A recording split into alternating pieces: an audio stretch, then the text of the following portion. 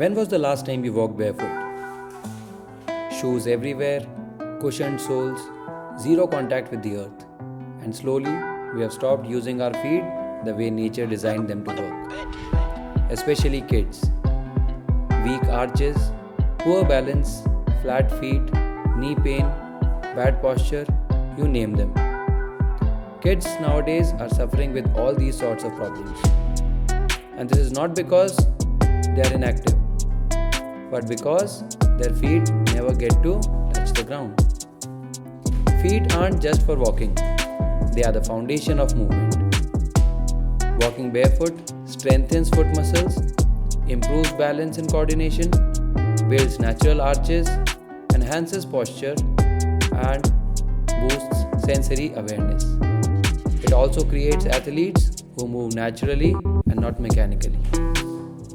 When feet connect to the ground, the body learns faster, reacts better, and grows stronger. At Rathod Sports Academy, this is how movement begins. Natural, grounded, and strong. And very soon, your child can be a part of this journey as well.